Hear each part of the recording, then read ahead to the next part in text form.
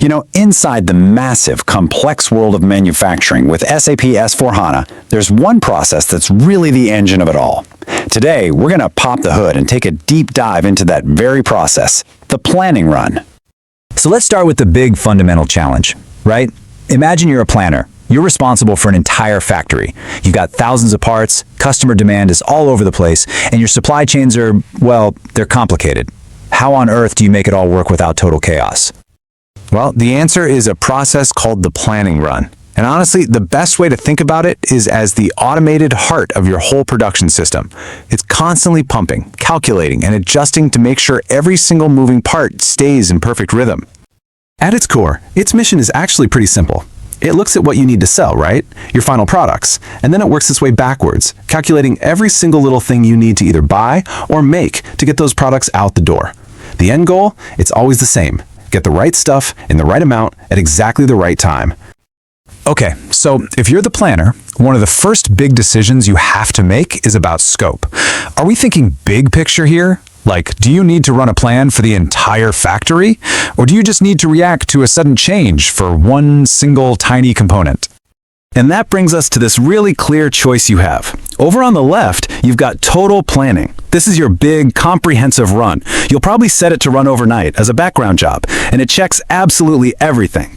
But on the right, you have single item planning. This is more like your surgical tool. It's for those immediate problems, you know? Like, oh no, we have a sudden shortage of this one critical part. That's when you use this. Now, when you are running that huge total plan, SAP has this really powerful trick up its sleeve called parallel processing. See, instead of planning one material after another in this long, slow line, it breaks the job up into a bunch of smaller pieces and runs them all at the same time. This is a total game changer, not just for speed, but for reliability too. Because if one material has an error, it doesn't bring the whole plan to a screeching halt. So you've picked your scope. Great. But before you press that big go button, you need to fiddle with a few key settings. Think of this next part as your control dashboard, where you tell the system exactly how you want this plan to run. First up, we've got the processing key. Now, back in the day, you might have chosen something called net change planning, where you'd only plan materials that had, a recent change. But honestly, with the power of SAP HANA, the system is so blazingly fast that we pretty much always use regenerative planning. That's NEUPL. We just plan everything from scratch every time. It ensures everything is totally consistent. Next is the planning mode, and you really want to pay attention to this one. This tells the system what to do with any plans that already exist. The most important option here is to re-explode the bill of materials, or BOM. Why is that so critical? Well, imagine an engineer updated a product design overnight. By choosing this, you're making sure your new plan automatically uses the very latest components. It can literally save you from making a bunch of stuff with the wrong parts. But wait a second. If the system is planning everything all at once, how does it know the right order? I mean, how does it know to plan the finished bicycle before it plans the wheels, and the wheels before it plans the tires? How does it get that sequence right every single time? Well, the secret is this surprisingly elegant idea called the low-level code. Basically, the system looks at every single material you have and gives it a number, and that number represents its lowest possible level in any product structure it's a part of. And here you can see just how beautifully that works. The system starts with all the materials that have code 0.